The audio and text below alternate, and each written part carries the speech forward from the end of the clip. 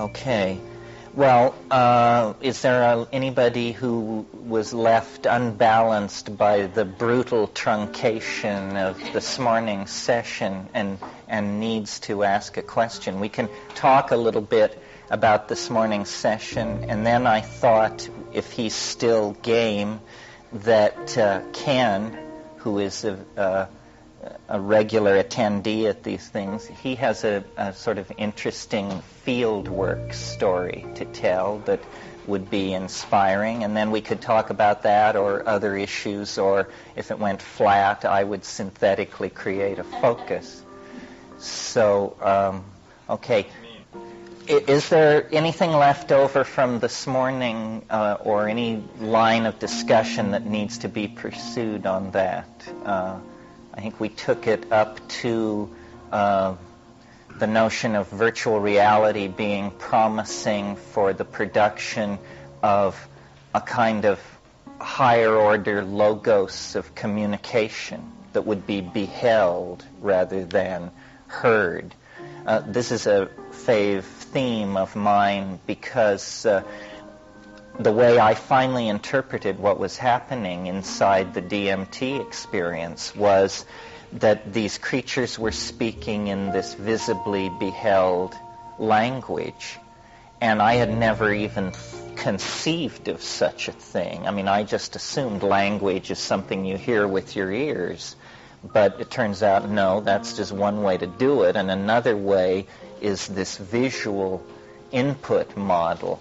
And it seemed to me it's a true form of telepathy. It's not telepathy as we might have anticipated. My notion of telepathy was always, I hear what you think, not I see what you mean, and you see it too. And we contemplate it as a three-dimensional object.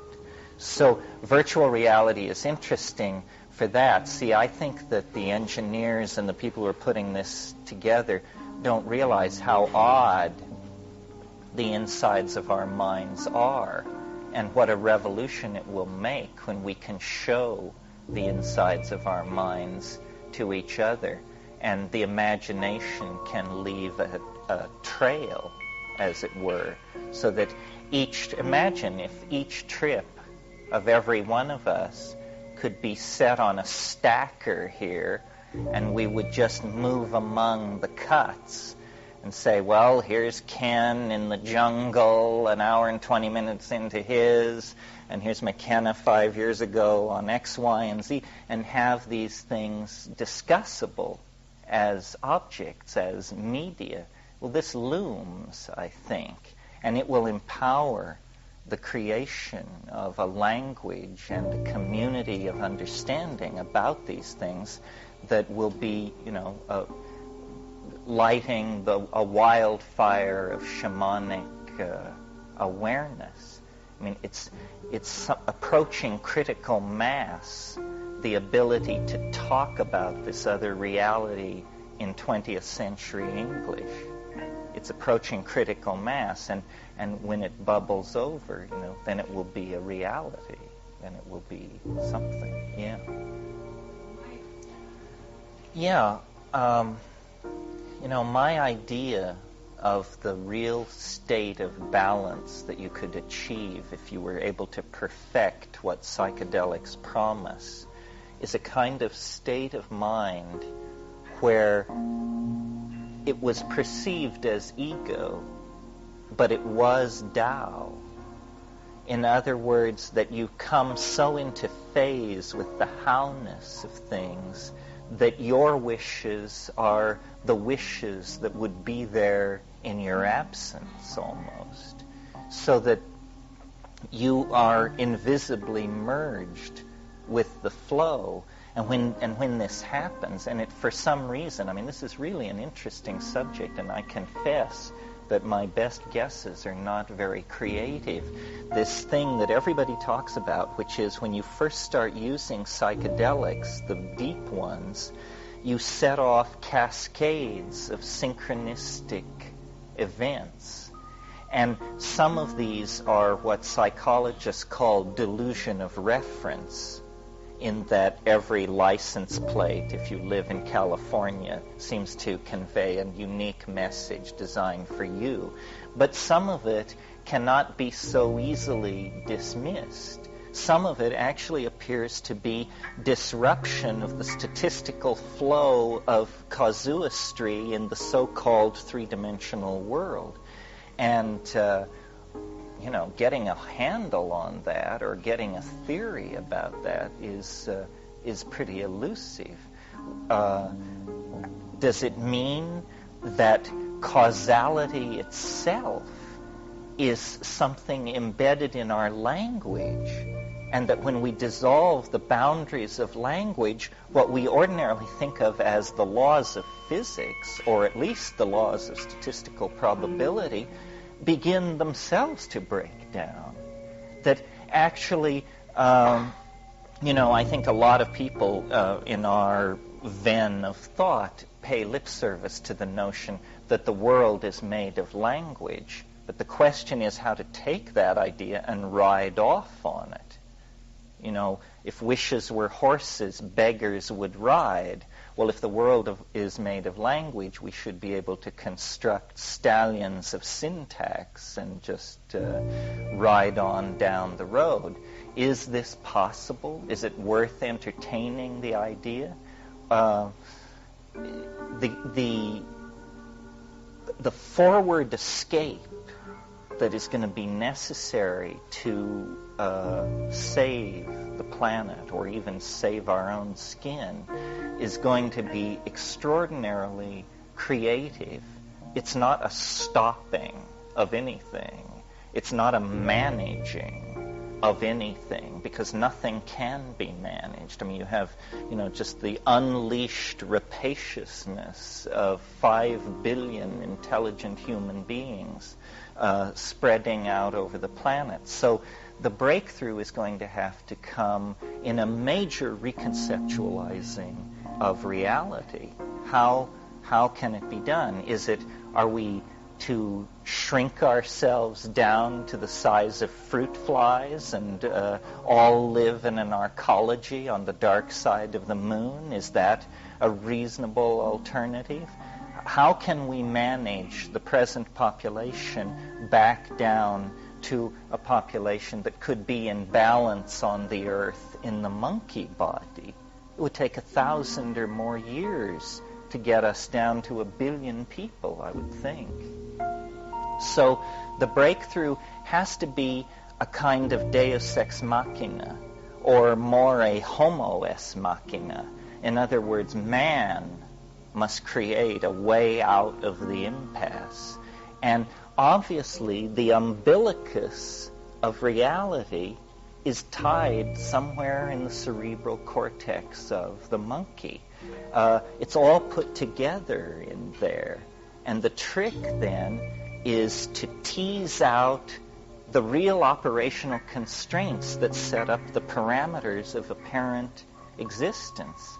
And what shamanism is, what the psychedelics are, is simply heaving brickbats into the still water of consciousness, and then analyzing the wave mechanical perturbations that result from this, and trying to create some kind of linguistic transform that allows you to map it back onto something you can understand. But someone said, who isn't here unfortunately, that he completely rejected a notion very dear to my heart, which is that we're living in unique times, that history is a compressive force that is moving toward a conclusion, and that this conclusion is now not that far in the future. And he said he didn't believe this, and that he was a steady stater, and so on. But you see, the presence of ourselves is the indication that an extraordinary event is about to take place on planet 3. We have emerged out of animal organization over the past 100,000 years.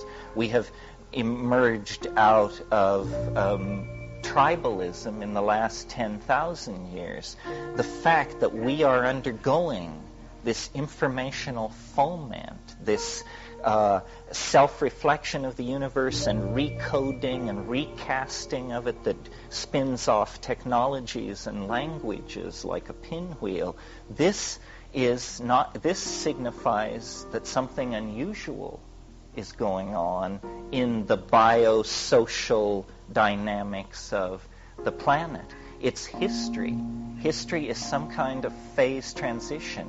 It's a highly temporary state of disequilibrium where mind in nature undergoes a kind of birth out of itself through the intermediary of technically creatures with technical ability and language. And trying to get in tune with this and understand this and have a place in it is what shamanism has always been about. And because it's always had this urgency, because on a planetary scale, a process of 50,000 years is virtually nothing.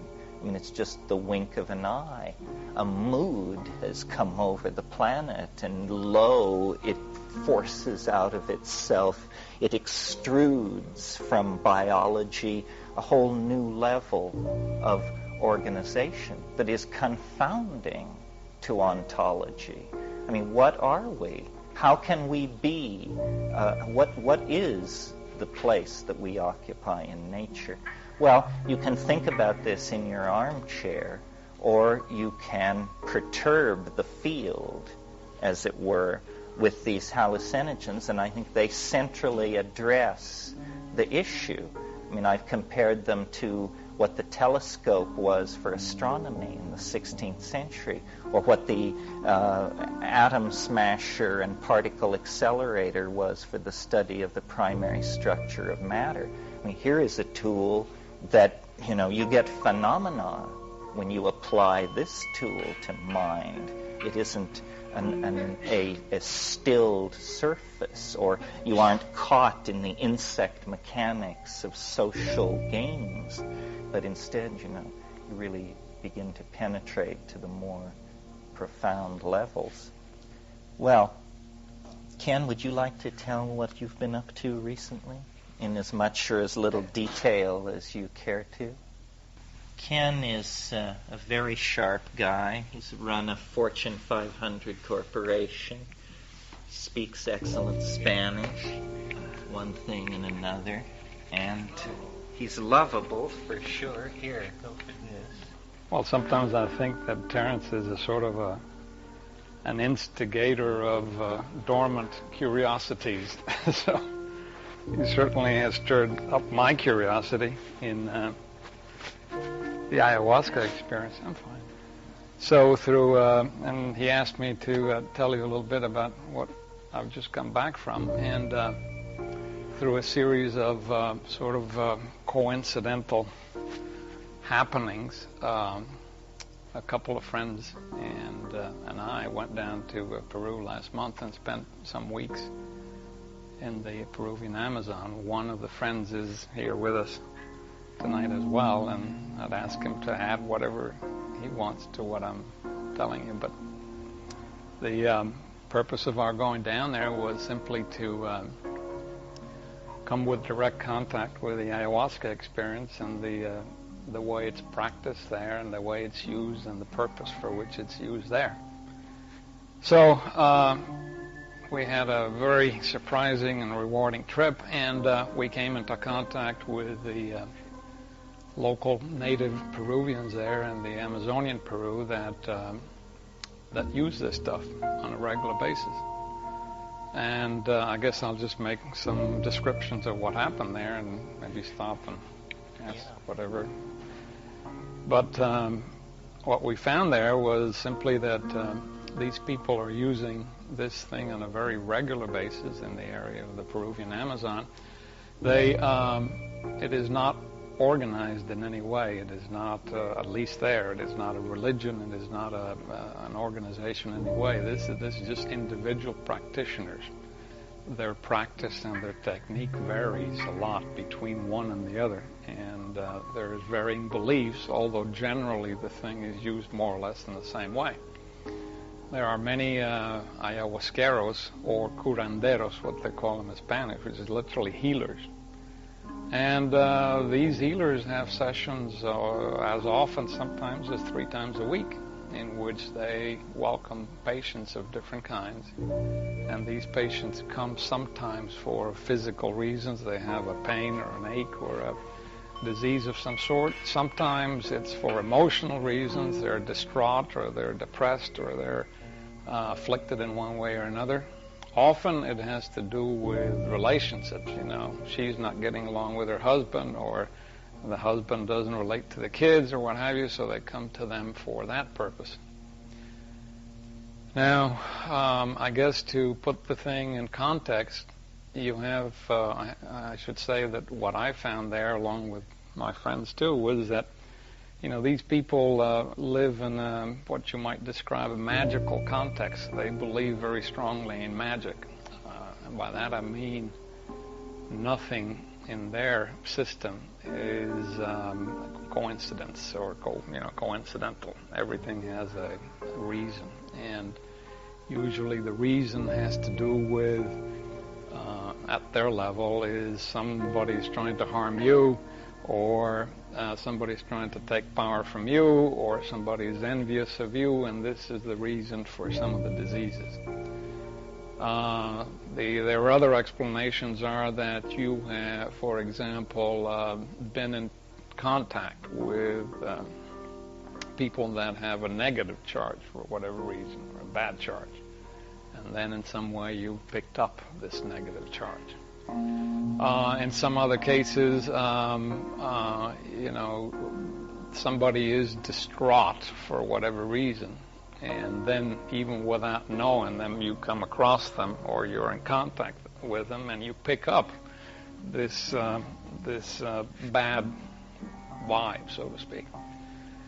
So the purpose of the healer, the curandero, is to remove either these bad charges, or to remove the deliberate intent that somebody has placed upon you with deliberate intent to harm you, and that's a function of the curandero. Now, their system is strongly influenced by all these magical things, and to give you an idea of how surreal the whole thing, I think most of you have, or some of you may have heard about this book written by Bruce Lamb, the Wizard of the Upper Amazon and Rio Tigre and beyond and so forth. Well, this was a story about a man that was captured by Indians and lived a lot of his life as a healer in a native tribe, and then he finally returned to Iquitos. Well, there was a Spanish book published about him too, which I don't think has been translated into English, but it was interesting because, for example, some of the chapters there in the book describing this fellow, and his native name was Ino Moxo. Ino Moxo was his name. His Spanish name was Manuel Cordoba. But, for example, some of the chapters, this is to put the thing for you in context, how the belief in magic permeates their whole environment. And, for example, some of the chapters are titled, Where We Shall See That Masks Are Always Below the Face. And another chapter is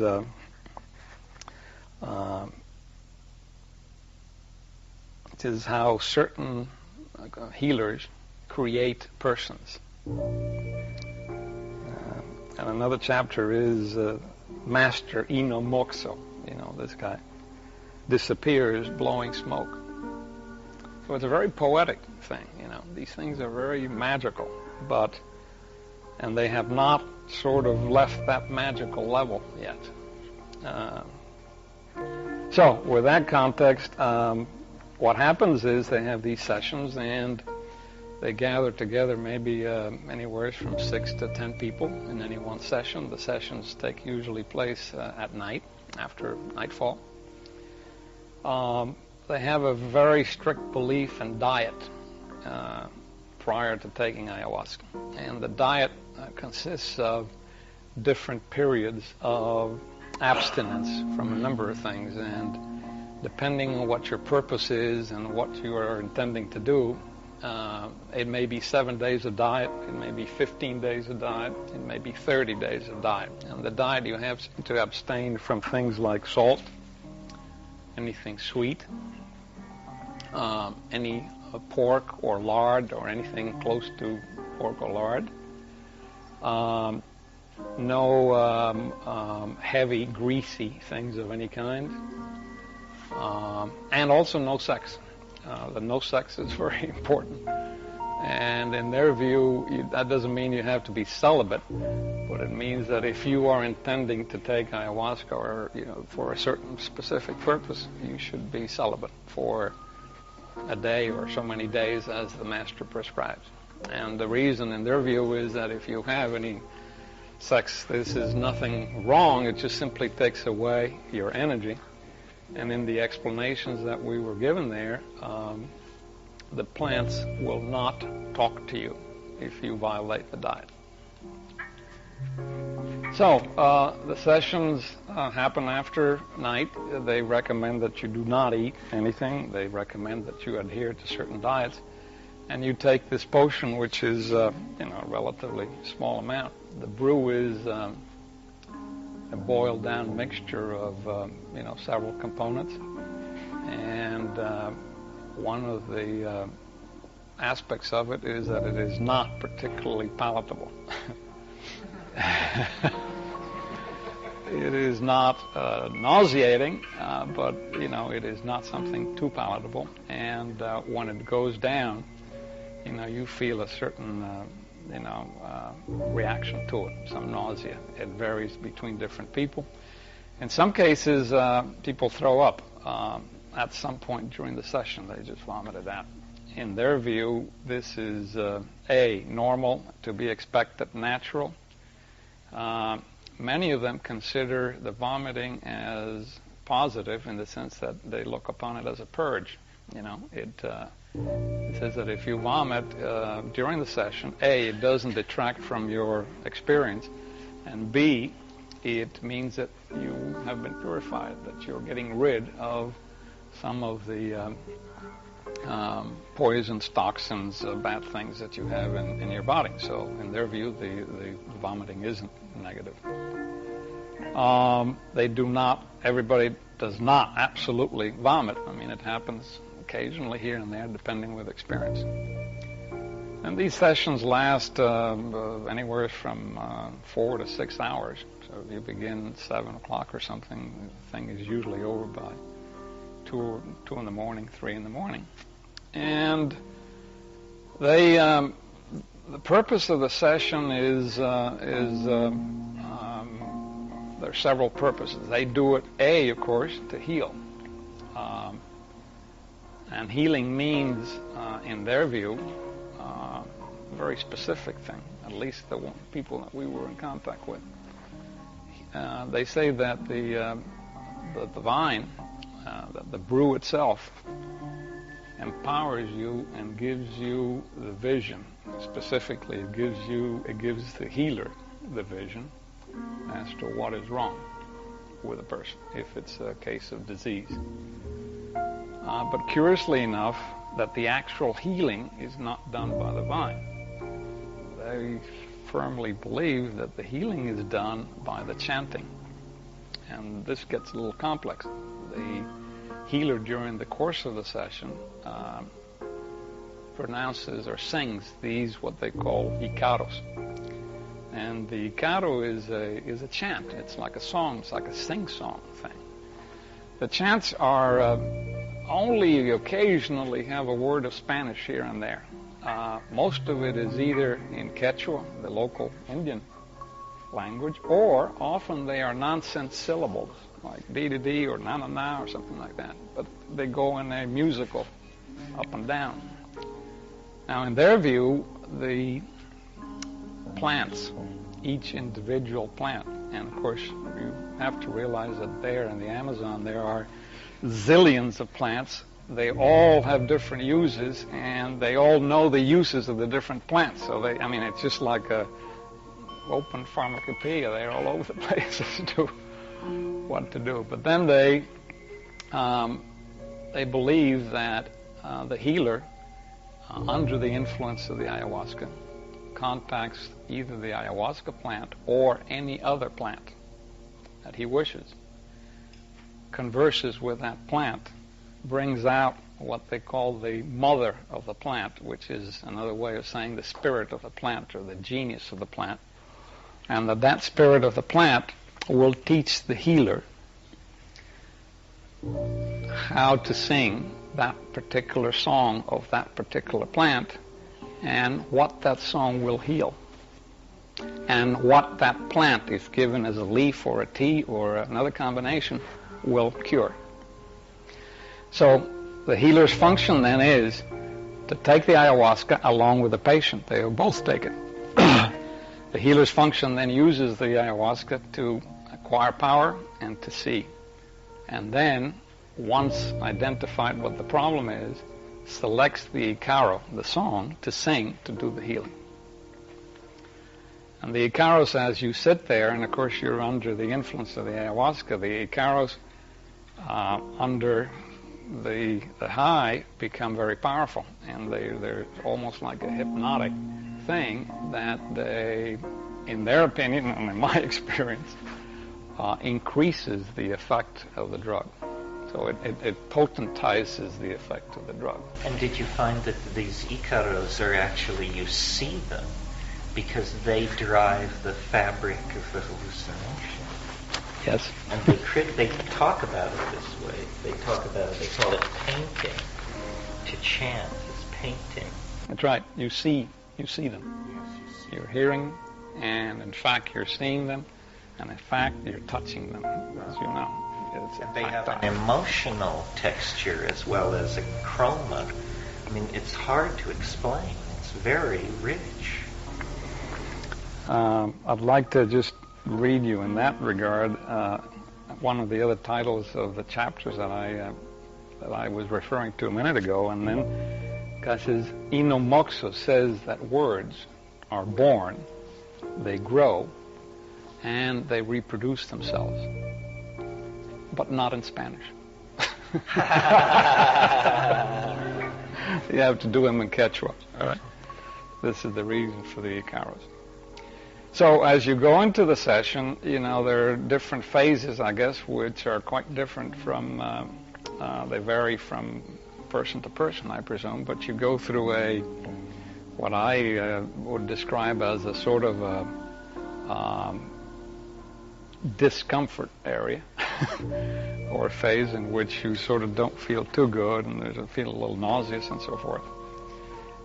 You progress on to a second phase, and of course I'm generalizing, and this would vary according to people, but you progress on to what you might call the terror phase. And at that point, the horror, the terror, all right? And that, I think, has to do with fear of the loss of ego. You lose control, and pretty soon you realize you're in a roller coaster that is totally out of your control or power to do anything about. And of course, that instills trepidation, shall I say. Then you move on to a third phase, which I guess would be the circus. And in the circus, you generally see incredible, beautiful gardens, colors, entities, variations in architectural detail. I mean, it's an incredible, and you sit there in dazed wonder looking at this beauty, and you wonder how the world can be so beautiful. And then you finally go into a sort of a contemplative phase, which is probably the longest in duration, in which you have gone through all of these other trepidations, and then go into this phase in which you contemplate. You see yourself. Peculiarly enough, you see other people around you in the session, and quite often you see them under a different guise that they normally would be, and that was a common experience for me anyway.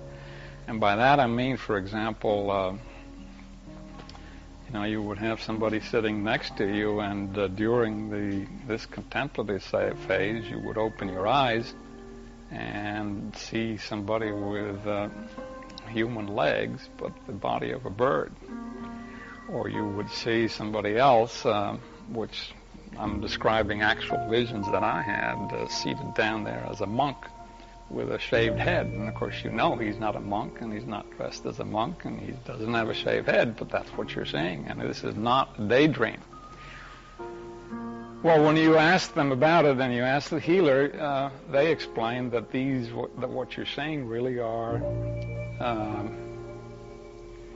it's like a super developed intuition.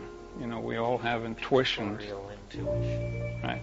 We all have intuitions about people we meet, and we feel, well, I don't like that person, or this person looks angry, or what have you. Well, this is sort of like that intuition elevated to a super sensitivity, in which you're not sort of intuiting it, you're actually seeing a manifestation. So if you're seeing somebody as a monk with a shaved head, you're looking at an aspect of that person's personality. And these can be quite revealing and quite surprising. And you often see people as animals. That's another situation. Well, the other thing that they use during the sessions is the healer that is in charge is sort of like a presiding person. He controls the session. You can control the session in many ways, and some of the things that they use are camphor water. They put some camphor in water, and of course the camphor only partially dissolves in the water, but it gives it a sort of a camphor smell. And they also use sort of like an old cologne that's been running around Latin America for a long time called Agua de Florida. Florida water. Agua de Florida. They drink this stuff. Yes. And it's Did you drink it? Well, actually, I didn't drink it, but many of them put a little bit in the brew. Oh, yeah. And the purpose of that is to disguise some of the unpleasant smell. Now, Agua de Florida is just, in effect, a cheap cologne. It's like a cologne with some, cloves and some spices. It's not unpleasant. But anyway, they use that, and they believe that as a powerful cleanser. And the other thing they use is fresh tobacco. It's not the tobacco that we know here from cigarettes and pipes. This is just the raw leaf, cured a little bit, chopped up, and it's a very clean smell. I don't smoke, and I don't particularly like smoking, but to me this is a very powerful, and they believe it's a very powerful curing agent. In fact, one of the better ones in their opinion. So they use the tobacco smoke. Not at all. No, it's a very clean, very pure smell. So in these sessions, the healer would, pass the brew around. Some healers have, since this is really not only, pure jungle, they've been citified to some degree, some of them have a strong Christian influence. So some of them recite prayers, invoke the Virgin, certain saints. Many of them don't, and many of them are really not into the Christian part at all. Many of them they're simply, they don't talk about prayers, they just sing the songs. After they distribute the brew, they blow the tobacco smoke. They believe that blowing the tobacco potentiates the brew. After, no. That's right. They blow it. Does it get you high different than, say, yes. Is it like marijuana, or is it more like tobacco? No, it's just plain tobacco. It's not a weed or anything. It's just tobacco, so it doesn't get you high. It's just the smell and the smoke. But they see it as a purifying, as a cleanser, as an empowering agent. So in the session, you sit in a circle. The healer would distribute the potions to everybody after blowing tobacco smoke on it. And then nothing much happens for about 45 minutes or somewhere around there. And then these 4 or 5 phases that I described before begin to take effect. And during that time, the healer goes around, often individual person after individual person, and he blows smoke on your head, on your back, on your front. He puts some of the Agua de Florida or the camphor water or both in his mouth and sort of blows some of that down your back and that in your head. And let me tell you that it's a very powerful experience, because when you're under the influence on these things, you begin to see the healer not as he is in person, but you begin to see the healer as somebody quite different. And you may see him as an animal, you may see him as a bear, you may see him as a... So this is coming, different things at different times. It's shifting, yeah. And then he would come around to you, and the purpose of the smoke and the ayahuasca is to increase the, to send you higher. So he would come around, and of course there are different styles and different ways, but the blowing of the smoke or the blowing of the camphor water goes something like this, and I'm not a shaman, so I can't imitate it, but I can give you an idea of how powerful it can be, especially if you are already under the influence. But he would come around and blow in your head, and if this is my head, he would go like...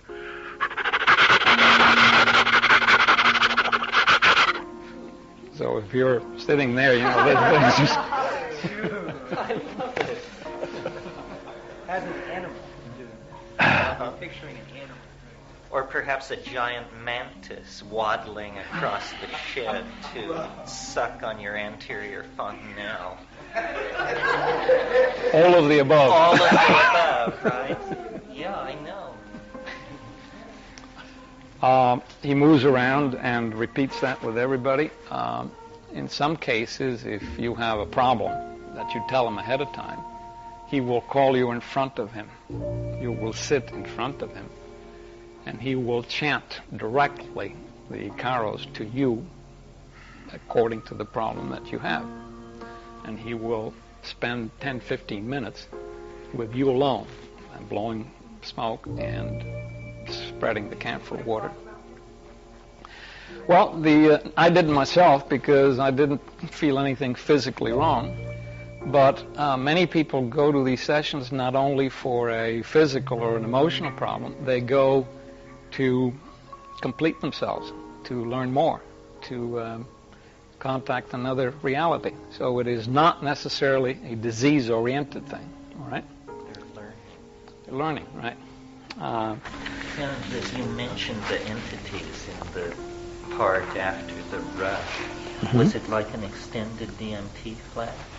Yes, when you were describing the DMT this morning about all of the entities and this incredible, undescribable reality, it was that, except extended over a much longer period of time. And were these things relating to you? To some degree, and I think that that's different for each person, and maybe Thomas can expand on that, but for example, if you ask a question, one of my experiences was, for example, I asked a specific question, and then I had all of these long arms coming out at me with sheets of paper.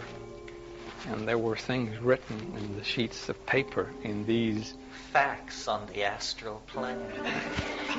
And of course I was trying to read this thing. Some I could, some I couldn't. Languages are seen and touched and heard. And was there English printed on this paper? No, this was no English. No English. No. Yeah. And the entities, were they steady in image, or were they transforming and geometric? What was their character? Well, I would describe them as very active, moving around all over the place. They're absolutely clear. I mean, it's no blurred. You're not seeing blurred there. I think one way of describing them is the influence, the chemical influence of the vine is so strong that you almost feel as if this is some magnet in front of you that is drawing you into it, because, and by that I mean, it's a very strong effect on your body. As you do more of these things, I found that if you were to surrender to this magnet, you would lose most of the experience, because most of the interesting things were going around in the periphery.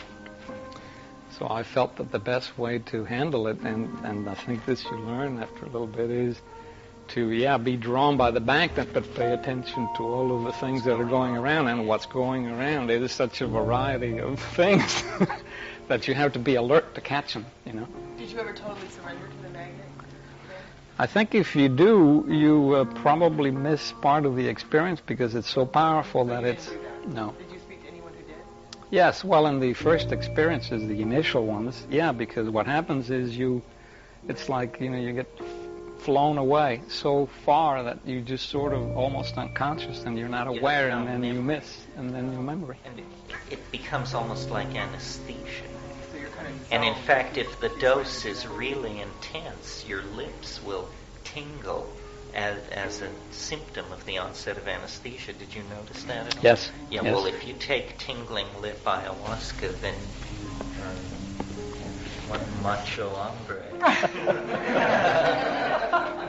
Some people take more than once. I did not, and I didn't find it necessary. And one dose was more than enough. What is a dose? Is it a jigger full, a cup full? Or? Well, that varies too a little bit because, of course, this is a individually boiled and concentrated thing. But usually, some of the sessions we were taking 1/3 of a cup. All right. After you take it for a while, they believe, and I think that is correct, that you need less in amount to get the same effects. So it's instead of your body getting immune to it, it works the other way around. You need less to get to the same place.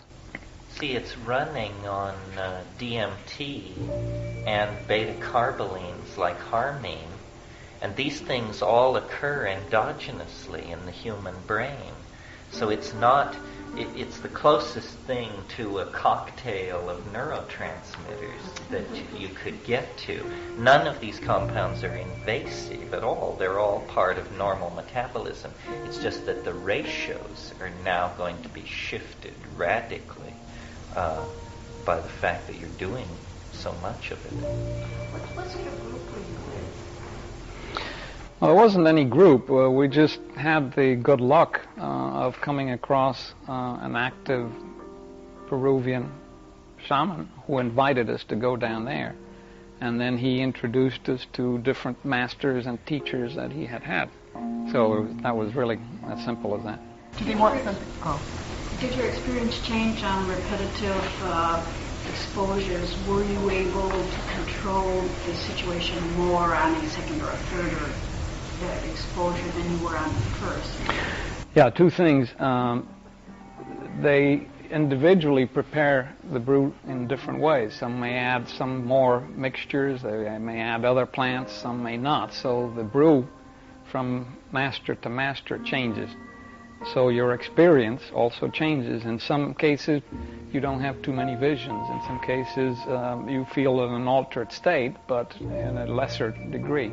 In some cases, you have a very powerful experience, depending on who prepared it and what concentration.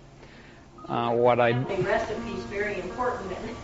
Oh, yeah. Well, you can really get taken to the cleaners. If you don't speak Spanish and you don't know what you're doing, you can drink a lot of swill before you get to anything good. Right. The other thing that I found, too, was, in answer to your question, was that the more you take it, the more you relate to it, and the more productive the experience is, and the more you learn from it. In the first experiences, you're almost overwhelmed by the thing. I mean, it's just your mind is blown out of the bathtub. And as you take it more, then you begin to deal with it more, get more out of it, learn more from it, and it becomes much more productive. Did you see it a little frightening, like after your first time, to do it the second time, or was the overall feeling like you'd like to do it again, even though it was Well, I like to do it again, but I'll tell you, every time I took it, I was terrified going into it. And there's no question about it. And you feel as if you're just going to absolutely go berserk, you know. Now, this is a subjective experience because, in fact, nobody goes berserk from it. And there's no, to my knowledge, there's really no danger in the sense of as long as you do it within a prescription. But it inspires terror every time you go into it. Afterwards, though, do you feel? Yes. Do you feel, wow, that was yes. glad I did that and I feel great? Yes, yes, you do. And also, In most of our experiences, the next day, contrary to some other stuff you take, you do not generally feel hungover or drawn out or depressed or weak. In fact, you feel energized. And in addition to that, let me tell you that they see it, in their view, it is, as I told you, it's like a purge. It's like an energizer. It's like, it's not only, they don't see it as a visionary drug, they see it also as a physical purge to help your body. It's like an energizer, like a tonic. And some of these fellows have 3 sessions a week, and they've been doing this for 20 years. So you can see that. And how do they look? Good, well. And do they want something from you for this service of being your guide and your kind of your healer? Do they?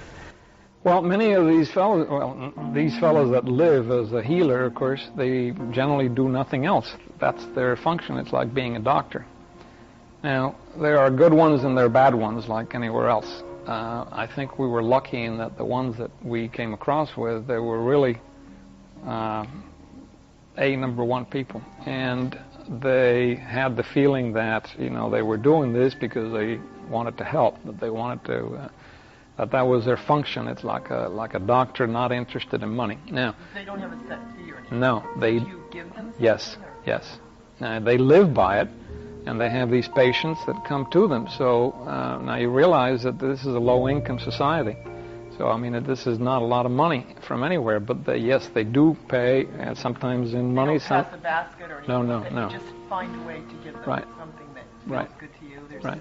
There is no fee, incidentally. They have no fee. Did you have prior experience with psychedelics? And if so, was there any contrast compared to other experiences that you had, that you got clearly? Well, I think the closest one that I could describe would be DMT. Yeah. You had done DMT prior to that. That was the only one you had done? No, but this would be the closest, I think. You said to me about surrendering to the magnet. What is that? Well, the physical effect that you feel from the brew is very powerful. And I mean physically. You feel the thing in your stomach, and you feel a little bit of nausea, and your body feels, Drain, though. Every time it rounds a bend in your intestines, it's a metaphysical revelation. And there are many bends in your intestines. Do you get diarrhea? You get diarrhea from it? some people do, I did not.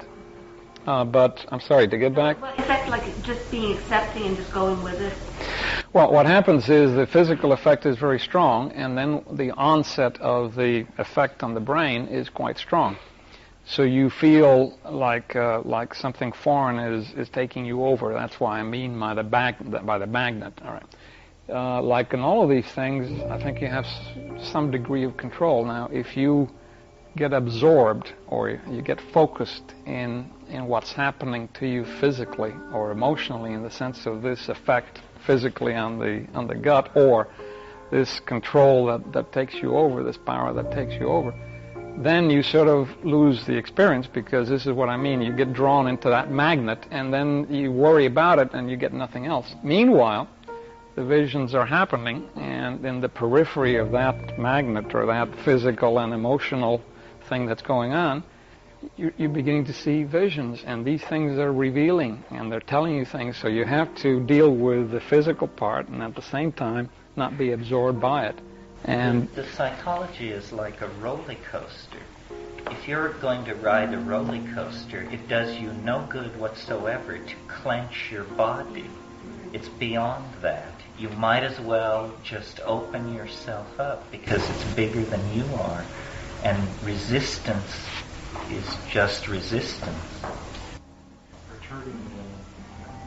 Well, you try to cling to that, and I don't like the drugs that absolutely destroy the witness. I think the witness is important. Certain drugs so totally take the world away that it's a breakthrough to be able to figure out that you're on a drug. If you know that place, it happens on ketamine, where you go through all these contortions and then you say, oh, now I remember, I'm a person on ketamine. That's what this is. And say, wow, well, what this means is that you're coming down. But these tryptamines, psilocybin, ayahuasca, DMT, though they totally distort your sensorium and carry you into this alien world, the observing self doesn't lay a glove on it. Not a glove. You're all there, observing all your fears, all your hang-ups, all your humor. Don't you find that? Absolutely. You're there. It's just that, my God, what has been set loose, It's like trying to make sense of a world gone mad. I mean, when the ayahuasca is really strong, the way I experience it, it's like a moving wall of sort of angry, crisscrossing, chattering, mechanical stuff, which just backs me up, and then it just breaks loose like a flood, and I'm swept away. The early phase, you described it perfectly. There is this phase where the boundaries dissolve, everything comes to pieces. I mean, it literally shakes your reality to pieces until there's not even three-dimensional space left. And then the impression I had was of being carried by a wave, and then just finally left on a beach somewhere with my face buried in the sand and just, washed up. And then I sat up, smoked a joint, and visions stabilized deep, this DMT thing. And then, as Ken says, this long come down, this long cerebral, thoughty come down over several hours where you just feel most comfortable and stabilized and reflective on what has happened. And everybody else seems like that too. And what I found was my Spanish in that phase would just flower. And I could express myself and say things, and we could delve into places with these people that were otherwise utterly unattainable. And that's different from DMT coming down? Well, see, DMT lasts 5 minutes, and you smoke it. The genius of these Amazonian shamans is that they figured out how to take DMT, which ordinarily would be destroyed in your gut, and combine it with another plant, which turns off the enzyme system in your gut that would ordinarily destroy the DMT. And instead, the DMT becomes orally active. This wasn't even understood by Western pharmacology until 1956. These people have been doing it for millennia. So then, the DMT, instead of hitting with this tremendous rush and then being quickly quenched, which is what happens with the smoking, instead it unfolds over about it. The most intense part can be about 2 hours, and then you come down off of it. So it gives you time then. Is that what you're saying? You're saying more productive later on. Time to deal with things and find things. Yes, and the thing which is most disturbing to people about smoking DMT is the kind of hysterical speed of the whole thing. I mean, the fact that you go from ordinary reality to the raging peak of the intoxication in under a minute, and then you're just left to deal with this thing for 2 minutes or so to try and get your wits together in the midst of this maelstrom of elf language and all this other stuff, and then you tumble off this narrow plateau, down, down, down, to forgetfulness. But the ayahuasca you retain. Long time. Go up. Long period of time. Remember what you saw. I made a little list that may be interesting for you. I asked them, why do you take ayahuasca? Why do people come to you? And these are the things that they mention. They say to preserve health, to manipulate the supernatural, to travel, up here, of course, to predict, I want to see the future, to discover thieves and to discover infidelity. A lot of people come to them and they say, my wife or my husband is being, can you tell me if that's true? To ask for wisdom, to heal disease, to discover the unknown, to reach the essence of things, and then finally as a purge, as a tonic, All of these things are part of it. And the last, the other thing I wanted to tell you is that they have, this strong belief in evil and good, of course, and a lot of the things that happen to you is because somebody's. And then if you talk to some of the more enlightened of them and that are a little more psychologically aware, you realize that this thing is, you can't discount it as being a very primitive or, very stupid, uncivilized thing. Not at all. It's a very sophisticated system. And what they say is, that there are good and bad people like everywhere else. That many of the people that get into the power that ayahuasca gives them, we all have good and bad things inside of us. That people that are not aware of this thing, they have some of the bad things inside them come out. And they don't want to admit that it's part of their dark side, part of their negative side. So when you can't admit that that is part of you, then of course the only other explanation is it was put there by somebody else. And that somebody else must be something evil that is trying to harm me.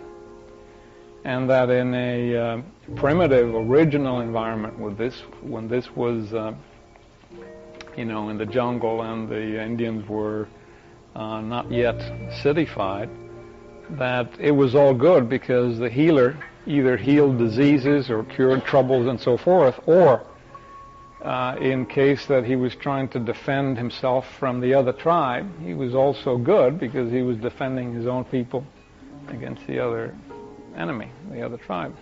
But that now in a cityfied environment, of course, where it's partially civilized, and there is no other tribe, so the other tribe is somebody evil. It's so you can't really. The thing works a little bit less well, but that's their sort of viewpoint. You have to deal. And then if you're dealing with the good people, the good, centered shamans, they say that you have to learn all of these powers, but that you use them only to protect yourself, that you don't use them to harm anybody else. That the function, you have to learn all of the power, and then you use the power only to benefit people, but not to, or to protect yourself, but not to harm somebody else. When this was first discovered in the 1910 to 20 period, they called the alkaloid in Banisteriopsis caapi telepathy, because they actually believed that these people were experiencing some kind of group state of mind induced by this stuff. Then later it was discovered that it was conspecific to harmine, which had been isolated earlier from pergamon harmala, and the law of nomenclature dictates you take the earlier name. But Ken's list is interesting. Things like observing the future, finding lost objects, determining infidelities. What all this means in mathematical terms is a higher dimensional perspective, a perspective from which the closed doors of this world are open doors. And Ralph Abraham, who some of you may know, has suggested that one way to model the psychedelic experience is to take seriously the possibility that because we live in a three-dimensional matrix, the incoming data about the world is neurologically processed into a usable three-dimensional map. But under the influence of psychedelics, higher dimensional mappings of the same data are provided, and this would entail the possibility of, if not predicting the future, at least finding lost objects and seeing behind closed doors and knowing the hidden motives of people's actions, which would be a very powerful thing in the hands of someone who understood magical psychology. I wonder to what extent there's communication or exchange among the Indian groups. With what you described, I went on a trip about 10 years ago to Ecuador. We had sort of the same kind of mechanics, and they also spoke in Quechua, how we pronounce that. And I just wondered how far this tradition extends and whether the Indian tribes communicate with each other about these techniques. I'm not sure. I can't answer that myself. I'm not there long enough. I think it's huge. That probably this ayahuasca curing religion is probably the world's largest psychedelic religion. I mean, we've talked to people about it, trying to estimate the numbers of people involved in this, and it's, in the several million anyway. I mean, every village in Peru, every river town has at least one practicing ayahuasca, even if people deny it to you. I mean, it is happening all around you. And now it's spreading down into Brazil. These groups like Unión Vegetal and Santo Daime are revitalization movements in the context of the Brazilian social situation that are using ayahuasca to create, a new syncretic religious form there. Yeah. Does ayahuasca have a meaning? It means vine of the dead, and the scientific name for the plant is Banisteriopsis caapi. Banisteria refers to the pattern of growth of the vine, that the leaves are always directly opposed to each other, like a ladder. So if we were to translate its name into English, we would say it's ladder vine, ayahuasca, Banisteriopsis caapi. And caapi, the the species name, is the word for it in a native language. It's called caapi. It's also called yahe in Colombia. But Ken made a good point that it's made by somebody. See, this isn't like peyote or mushrooms or something where it's in its natural state, the consumable drug. This has to be made by somebody, and they can make it well or badly. And so it's much more open to manipulation and the influence of the human factor. Yeah. Well, the image you describe of the opposing leaves and so forth, and the sign of the death, did you find that reminiscent of the DNA? Does that reflect? Oh yeah, all of these things. We had many fantasies about ayahuasca being down there, and some of the information that the plants were telling us was so incredible that I don't advance it as fact. But the drift of the fantasy when you're in the jungle is you begin to see it as, under the influence of psychedelics, you begin to see it as some kind of very highly integrated data transfer. It's like a coral reef. And certain organisms are playing major roles in the moving of this stuff around, so that the Banisteriopsis liana that grows up to 300 meters long through the jungle and has its tissue laden with these highly bioreactive beta-carbolines is like an antenna. It's a molecular antenna. It's picking up and broadcasting submolecular and quantum mechanical perturbations in the body. I'm just tripping, you understand? This is what appears to be going on when you stand there stoned on 5 grams and ask yourself what's going on. Did you get enough into the jungle, Ken, to hear these waves of insect sound that move across the... Yes. Well, these things are intense. I mean, it goes from, relative silence to many decibels of sound in a moving wave, and it's shrill sound. It's the kind of sound that a square wave generator puts out when you're trying to pump a chemical solution to a higher state of reactivity. And here are these insects sweeping the jungle with these screeching waves of synergistic sound. That's never been studied. The level of pheromonal regulation, the fact that everything is shedding odor molecules into the air, and everything is integrating and communicating, and it's quite intense. It's like a brain. It's like a mind. It's like a super organized individual, and there you are creeping around inside of it. I have a couple of questions. How long did you usually fast for before taking ayahuasca? In a regular session, I found, at least in my case, that if I ate anything after breakfast, I would have trouble keeping it down. So you really have to do it, at least for me, that day. Now, if they talk about if you really want to get into some of the higher levels, higher level means bringing forth the spirit of the plant and getting deeper into the thing, then you have to fast for longer times than just one day. But 1 day fast, at least for me, was enough to be able to take the brew without throwing up. If I ate anything during the day, I just couldn't keep it down. And did you get to observe different healers preparing? See the proportions that they were using? No, we prepared one batch ourselves with one healer, so I know how he did it. We asked the other ones. We did not see any other ones.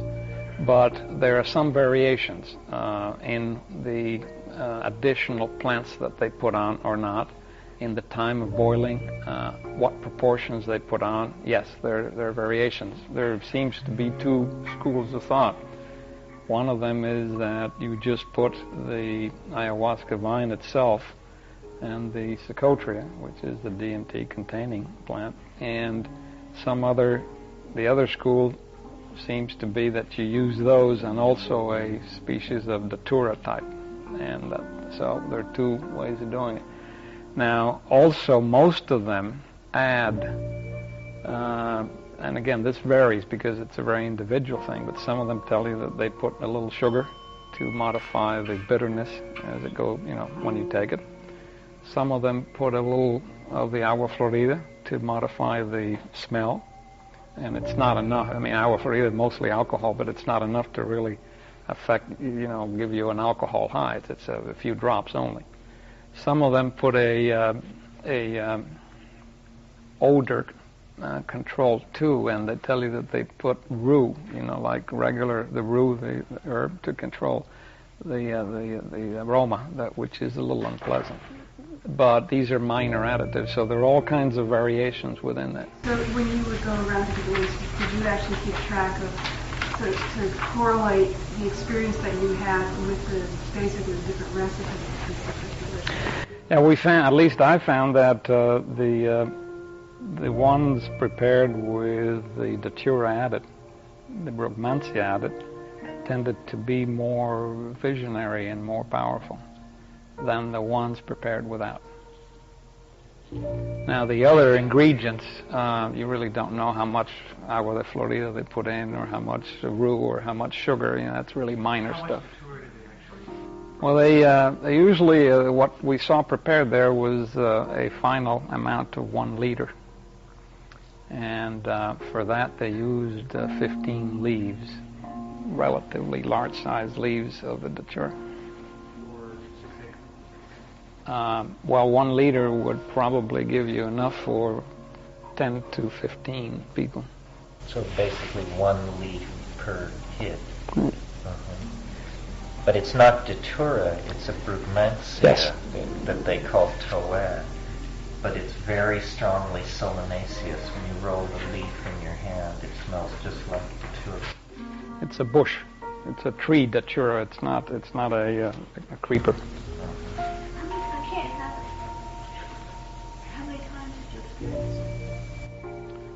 Well, while we were down there, must have been at least 8 times or so. Are these compounds and plants all Schedule 1? Interestingly, beta-carbolines have never been scheduled, but DMT is, of course, scheduled. Yeah, but I wondered if there's some kind No, of... the harmine, harmaline, tetrahydroharmine, and 6-methoxyharmalan are all psychedelic, and none have been scheduled. What does schedule mean? Scheduled means put on the DEA's list of very bad drugs. If something is Schedule 1, it's treated like cocaine, heroin, LSD, psilocybin, DMT. These are the Schedule 1 drugs. Then there's a Schedule 2 and a Schedule 3, and so forth. But beta-carbolines have not been scheduled. Another interesting thing about ayahuasca that makes it very powerful in the environment where it's operating is it kills intestinal parasites very effectively, worms especially. This is a major problem in the tropical third world. We even brought some back, and at UC Med Center they used it to kill the trypanosomal phase of the life of the malarial organism.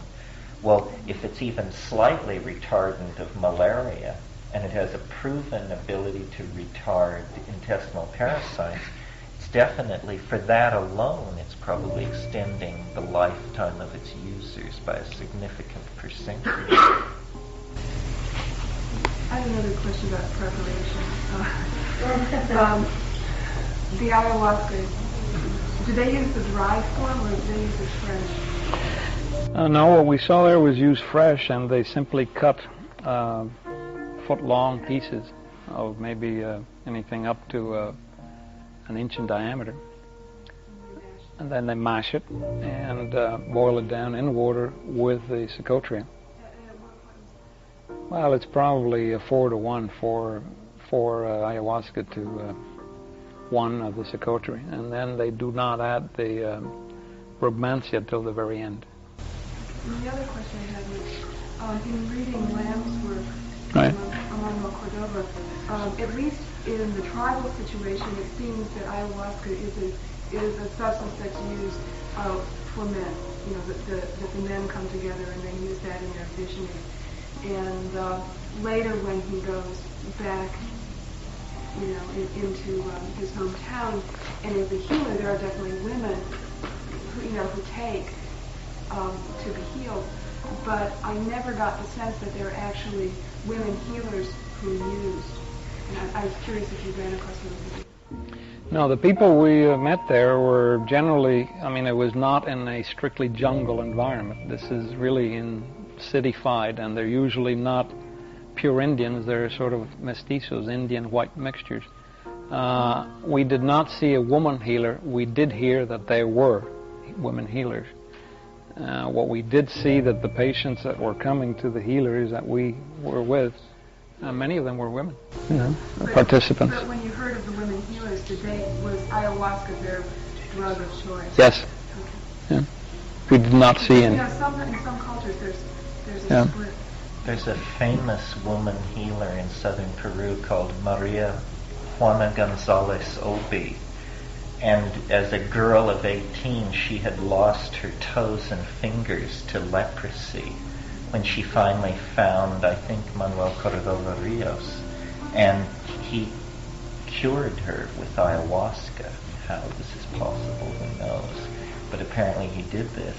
And she went on to be a renowned ayahuasquera in the Tingo Maria area. Did you see the people that came to be healed? Were they healed of whatever they went there for? Did they get what they went for? I don't know, because of course these are total strangers, and the sessions we were there, some were, and then some were not at the next one, and so forth. But we, heard about, one thing that these people do, the healers, and I'm not saying that that's bad, but they like to boast about their prowess. They like to say how strong they are, how many people they have healed, and all that. And that may not be entirely bad, because if it instills in the patient faith that they can be healed, maybe it helps in the healing. But they like to talk about them. And we met one kid there that the maestro that we were working with there said that was one of his big successes, and he said that the kid had suffered from intermittent fevers for more than a year, and the doctors couldn't cure him. And then he was feeling better, and the fevers had disappeared. And we talked to the kid a little bit, and he said, yeah, and so forth. Interestingly enough, the kid at the time was sort of weak and not in very strong physical condition. So he was attending the sessions, but not taking ayahuasca himself. But you see, the theory is what heals is the song, not the vine. So he didn't necessarily take the brew. He was being healed by the singing, the tobacco, and the water, and so forth. And what about you? You got what you went for, right? Absolutely, sure. And how is your life now different? I don't know if this is exactly how to ask, but how do you feel now? I mean, as opposed to before. Well, how do you see differently? Well, I just came back, but I think that for me anyway, what the purpose in this was like, I think many of us are in, is like, attaining a higher consciousness, expanding your... Do you feel like you have a great sense of the mystery that you didn't have before? Yes, to some degree, sure. I don't think I'm like any question. Well, the other thing, maybe to answer your question, is during this contemplative phase, after all of the shenanigans are over, you really begin to see other people, as I described, intuitively, and very special things like birds and animals, but you also see yourself, and you also reflect, and you also see your own psyche in a very different way. And you learn from it. At least I learned a lot from that, because you see things that you normally would not be able to be aware of in your ordinary state. So you see things about your own life and your own behavior and your own psyche that are, sometimes terrifying and sometimes very good, but both in any case enlightening. So I think that's where you learn. Is this creating a more aware society down there for these people? Are they spreading? Are they noticing peace or something that we would all like to get out of this? Well, on an I don't know how to answer that, but on an individual level, the people that we dealt with down there, I found to be extremely simple, honest, sincere, clear, grounded, beautiful people, on an individual level. These people were, it's like a block of crystal. You could see right through them, and there were no jealousies and envies, and, Now, these were a very limited sample. Now, of course, the country itself is in a complete turmoil. Politically, it's just a disaster, and there's very little order, and the place is chaotic. So, but that's the only things I could tell you. But the people we were dealing with there, especially the healers, were very clear, very centered, and very sincere, and very honest, and enormously helpful people. They were turned outside to help. And did this make a closer connection for them with nature? They're very close to nature, and they talk a lot about plants. They use it. They talk about protecting it. They're worried about the cutting down of the trees. They're close to animals.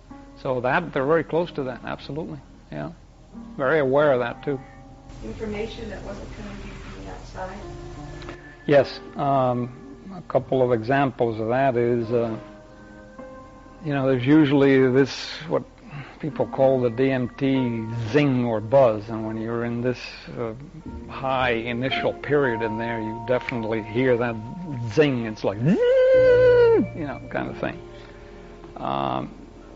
For a while, and that sort of disappears. There's also what we were talking about. If you hear language or something like that, you hear the language, you see it, and you touch it. So it's a sort of the sensory stimuli are all crossed. You're seeing, hearing, and touching the same thing. Also, the Icaros, when they sing the songs, when he begins, and you're only getting into the influence, it's just a regular sing-song, goes up and down, a little bit like a Gregorian chant or something like that. But when you really are into the high, then the songs become very powerful. And when you hear the song, it's more than just music. It's like you're touching it, and you're being affected by it. The thing works in reverse, too. They can also, and we saw that demonstrated there, if a person is too high and too far gone and is too afraid or is too terrified by this thing, and it can happen, they can also bring the high down in that person, either by singing a specific Icaro, or more specifically, he comes around, the healer, and with agua de Florida or camphor water in his mouth, he comes around and he sucks on the head of the person that needs to be brought down and then spits that water in a bucket. And he does that several times. And in 3 minutes, that person that was way out there is right back down and, calmed down, quieted down, so they can do it both ways. But they would come around and, for example, the healer would come around and in front of one person, and he would, blow the tobacco smoke and the water and so forth. And sometimes he would say, I see this, or I see that, in the same way that you're seeing other people as different things.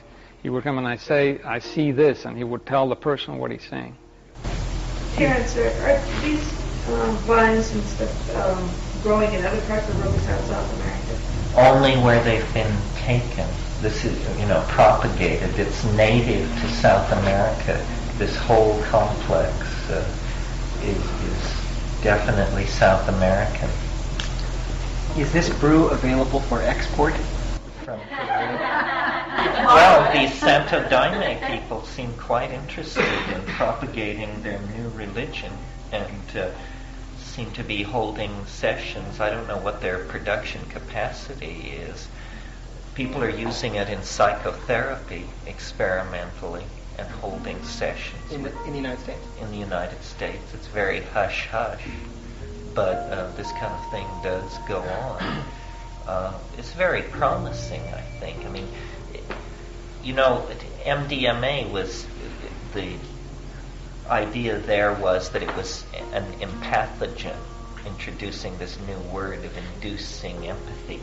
I think ayahuasca is like an empathogen, except that instead of bonding and relating to the immediate people that you're with, you actually relate to suffering humanity. I mean, it's very heart-opening. It's interesting that it can be so much like mushrooms chemically, and yet the experience is quite different. Mushrooms are this titanic, alien, planetary perspective that's very off-planet. And the ayahuasca perspective is, it's about running water and plants and birth and death and soil and all this. Didn't you feel that? Very much so. And the songs, when they sing the songs, you have this insight. You understand what they're singing about. And what they're singing about is the river and the light and the flow, and that's what it is. It's a bonding to the living earth. It's very interesting that the rainforest is tremendously imperiled. There's all this political focus on it. Then there's the cocaine thing, which is a whole other level of complication and hysteria and gangsterism. And then there is this transcendental speaking vine that makes people sing themselves to health. So, maybe the answer is there, and it's just a question of who gets there first.